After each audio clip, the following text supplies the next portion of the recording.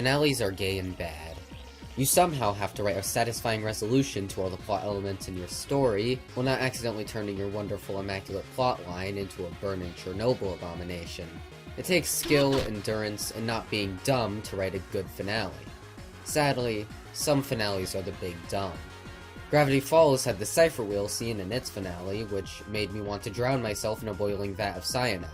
Not to mention the fake-out with Stan really not really losing his memory. The final fight in Part 3 of regular show's finale was just kind of underwhelming, and Part 2 was straight up boring. And extending this to books, Deathly Hallows is a heart attack personified. And the thing is, each of these IPs are normally very high in quality, at least in my opinion, but finales are just that hard to do well. However, if there's one that does a lot right, it's my favorite show of all time, Miss Kabayashi's Dragon Maid Season 1 finale. Or semi-finale? The writers decided to release episode 14 afterward, even though the season had supposedly ended. But since episode 13 was initially conceived as the season finale, I think it should be reviewed as one. And really, it is one in every way but semantics. When I first saw this episode, I was completely blown away by how great it was, though through repeated viewings I've noticed some of the cracks in the episode's structure. So today, I've decided to look into what makes this episode great, and also some of the things that make it not so great.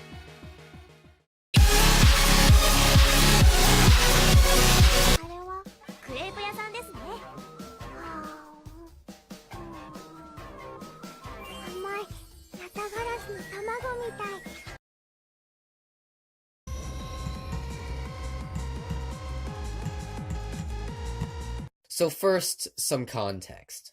Episode 13 is the culmination of a prior 12 episodes worth of plot.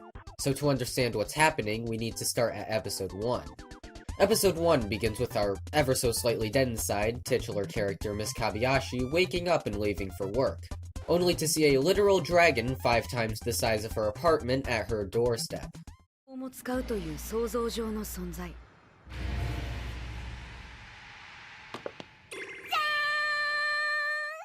A dragon who can also turn into a hot anime lady in a maid outfit. Miss Kabayashi is somehow completely unfazed by this turn of events. This anime dragon lady's name is Toru, and she explains that while drunk in the woods, Miss Kabayashi saved Toru's life, and then proceeded to yell at Toru asking her to become her maid. But now that Kabayashi is no longer blackout drunk, and realizes that having a bipolar dragon girl in the house probably isn't one of her better ideas, she tells Toru to leave. But after Kabayashi realizes she's late for work, she decides to take to the skies to get there.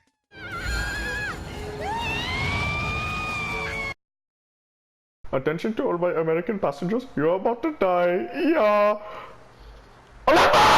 And after that, Toru is allowed the absolute honor of having to pick up after someone who strews beer cans across the floor.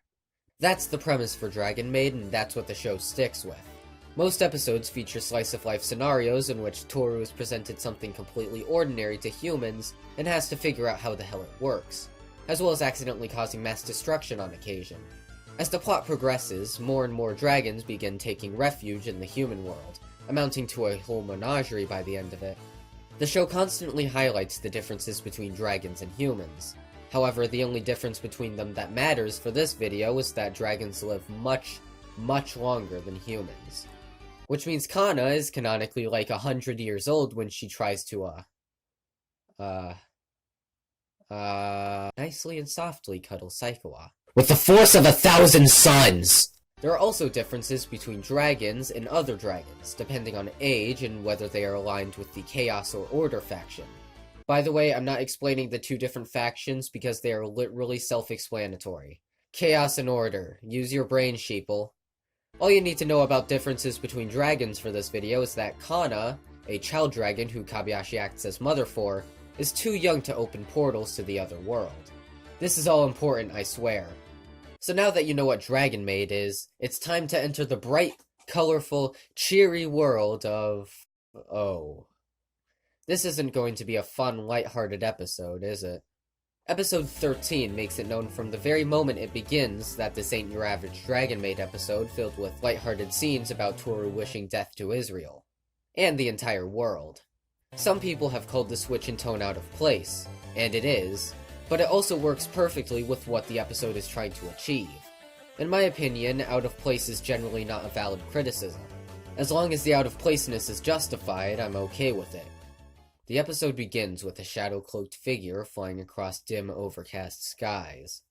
All creatures turn to it, then quickly scurry for cover. This is evidently a formidable force of chaos that cannot be ignored. Even in the first few seconds, there's already a stark contrast with the rest of the series, and the traits the scene possesses are also present throughout the rest of the episode. Aside from the lack of music in most scenes, darker color palette, and intense soundtrack in some of the more emotionally resonant bits, this episode has an obsession with keeping as much of its attention laser-focused on the main antagonist of the episode as possible. Most of Dragon Maid is pretty slow-paced, as is to be expected from a slice-of-life anime, often meandering into side plots and running gags that aren't even related to the main story in the slightest, and just overall not having a lot going on. However, here, while the pace isn't that noticeably faster, it's intent on keeping its attention directed towards the antagonist, which thusly shortens the amount of time it takes for plot to be delivered. The episode actually makes a mistake in this regard, having a minute-long scene of Saikawa giving Kana a flower called Shepherd's Purse as a romantic gift. While this scene is cute, it distracts from the focus of the episode, and doesn't further the plot or characters in any way, nor does it really raise the stakes, as Kana and Saikawa are removed from the main conflict. Speaking of main conflict, Toru decides to go out to the shopping district on this gloomy day, only to hear propaganda from the deep state on the televisions. 例えば20日ネズミは1年から1年半なんですよ。悲しい。それは違うんですよ。生き物にはそれぞれの時間の流れがあって、それを人間の。Remember when I said dragons live much longer than humans? Turns out, it's so much longer that there is an about 100% chance Toru will live to see Miss Kabayashi die. Well, ain't that cute? And then Toru's inner doubts attain sentience, and the two have a friendly discussion about Kabayashi's impending death over a cup of tea. God, don't you hate when that happens? This scene is incredibly well executed, in my opinion. Creating a manifestation of Toru's fears was an excellent way to give this scene impact, as well as the black and white background. The dialogue in this scene is also a high point. 分かっているのだろう。いつかは戻らなくてはならないと。戻らない。戻るつもりはない。私は小林さんのメイドだから。違う。お前はドラゴンだ。戻る理由が。Toru stopped thinking of herself as separate from humans, as a dragon.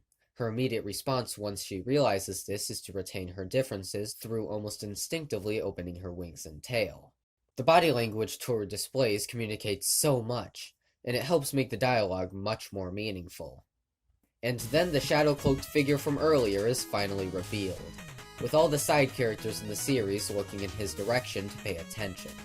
Toru's father, the Emperor of Demise, who has come to take Toru home. Hold on, why is Toru in a completely different place than when she started her introspection? Since when did she become airborne too? Also, this right here is a really cool visual. But how did they get here? Toru is now gone, taken away to the other world by her father to do otherworld stuff. The next bit shows Miss Kabayashi El Depresso Espresso from Toru's departure. This is also handled well, aside from one qualm I have.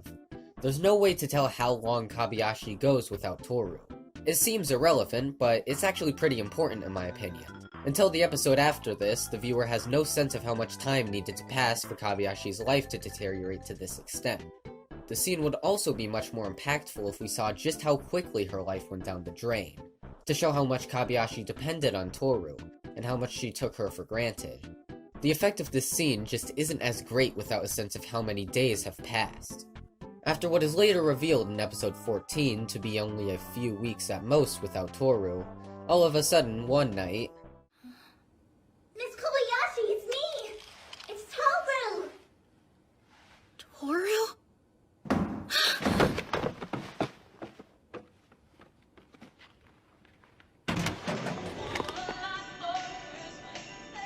Anyway guys, thank you so much for watching my Mariah Carey All I Want for Christmas Is You Mannequin Challenge. Aisha, don't sacrifice yourself! You're a moron!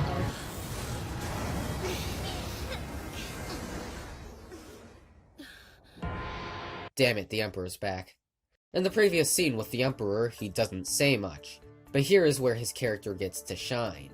You see, the Emperor isn't really a villain in the classic sense. He's morally complex and has an incredibly differing set of beliefs to Toru, and also isn't the greatest parent. But he isn't an evil person, or even one with malintent.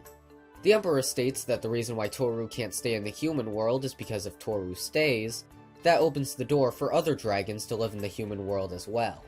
If the dragons were to will it, they could easily destroy the human world. Toru's already shown how immense her power is multiple times, and that's just while having a cute game of dodgeball, or trying to eradicate lollies. Imagine what could happen if many dragons banded together to destroy the humans. I mean, the Emperor has a point. It is incredibly dangerous to let dragons stay in the human world, and I can honestly kind of agree with him here. It's just that the Emperor disregards his daughter's feelings and wills when trying to get this point across, which is part of why his character is so great. He does care for Toru, just not enough to value her opinion. But hold up a hot minute. The Emperor states dragons aren't allowed to interfere with the human world. What exactly is preventing them from doing this? Is this mutually agreed upon by both the Chaos and Order factions?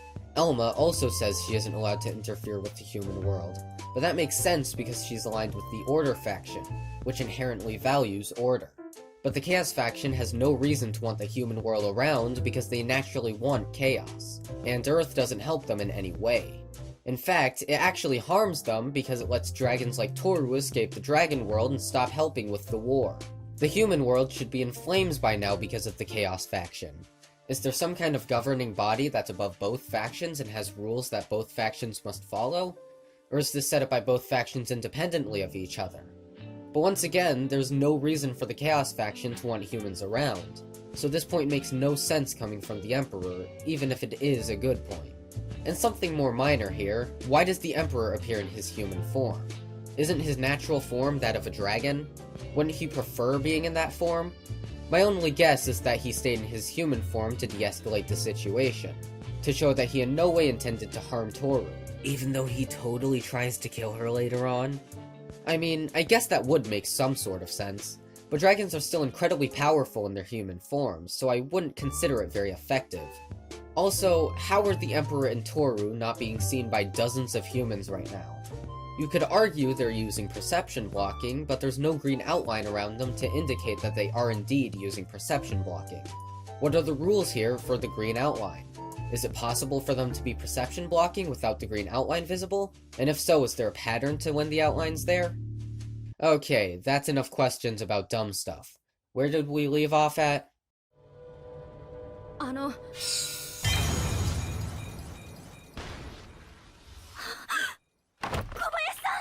This is epic. What I love is when Miss Kobayashi has this sort of breaking point after being shot by the Emperor. It's told silently through incredibly brief flashbacks of the day leading up to this moment, of what her life is like without Toru, of her and Toru seeing each other for the first time in a month, and how the Emperor is trying to take Toru away from her again, her expression becoming almost manic as she thinks about it. And then she snaps, breaking her normally stoic demeanor to take her anger out on the Emperor and speak her mind. It's such an amazing break in character for Kobayashi, and really shows how the stakes of the situation are affecting the characters. Also, dialogue is smexy as always. After realizing they can't come to an agreement through words, the Emperor decides to elevate it to a physical fight in the other world.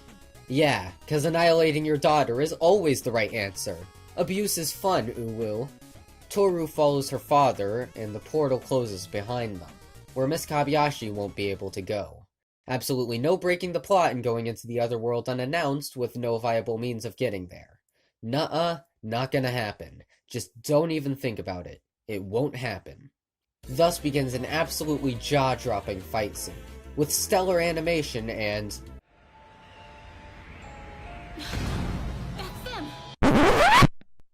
Well, it happens. How do I even begin to talk about how little sense this makes? Let me start with this. How the hell did they get here? Kana certainly didn't make the portal. The reason she's on Earth in the first place is because she was sent there as punishment by her parents. Man, dragons make good parents, don't they? Anyway, note that Kana is trapped, and could not go back to her dimension without the help of Toru even if she wanted to. The only explanation I have is that they went to Lukoa or Fafnir and had one of them create a portal to the other world. But it's never mentioned how they got here and who made the portal, so all I can do is speculate. Also, now that it's been exposed in this episode that the Chaos faction cares about keeping order in the human world, yet another plot point is broken, this time retroactively. Why were Kana's parents allowed to send her to the human world as punishment? Wouldn't they be afraid of, oh, I don't know, Kana illegally interfering with the human world? If the Chaos faction is so afraid of interference with humans, why aren't Kana's parents imprisoned for irresponsibly jeopardizing the order of the human world? Or maybe Kana's parents did it illegally. I hope this is what actually happened, because that means interdimensional human trafficking is now canon. Miss Kabayashi gets off Kana and tries to end the fight. Using the power of facts and logic, she persuades the Emperor to not necessarily change his stance, but to allow Toru to make her own decision for once. This is yet another scene I love that shows the utter complexity of the Emperor's character. The Emperor then leaves and oh my god. Why is he leaving through a portal? He's already in his own world. Is Earth like the Nether and can be used for interdimensional fast travel? Or does the script think the characters are in Earth world for whatever reason? If the script was dumb and forgot that the characters are no longer on Earth, it would explain why it thinks Miss Kabayashi can waltz into the fight on a whim. But the thing is, they aren't on Earth. They're in another dimension. So why does the Emperor leave through the portal? Okay, I've ranted long enough. All that's left of the episode is a heartwarming scene of things reverting to normal. So what are my final thoughts on the episode? Well, it's kind of hard to say.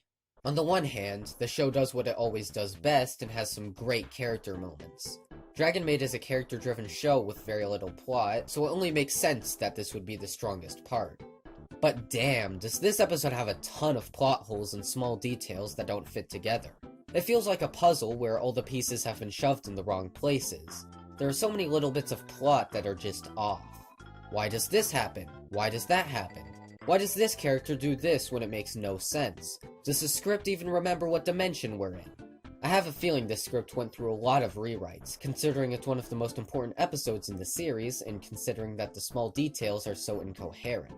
Many people think rewrites always make the end product more coherent, but sometimes when changing the plot, like I'm sure happened a lot here, the smaller bits from the previous plot no longer fit with the bigger picture. That's exactly how this episode turned out. So would I recommend you watch this episode? Well, first of all, I just spoiled everything. But second of all, yes, if you like Dragon Maid. And by the way, Dragon Maid is a stunningly written show overall, with great characters and humor, so you will almost certainly like it and want to watch episode 13. I legitimately stan this show, so you know it's good. And with that, I bid my farewell.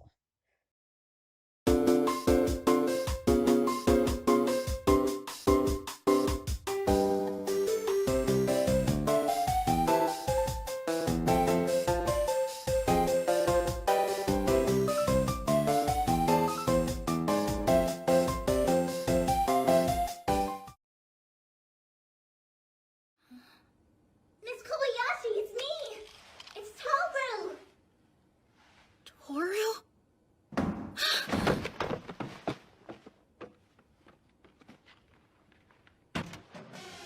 What's up, my mammals? This is Sid the Sloth from the movie Ice Age, and we're about to do this new dance, the Continental Drift. It's time to get up on your feet. It's easy to do. Just follow me. Welcome to the Cum Zone. Only cum inside anime girls. Quivering clit, double-jointed pussy.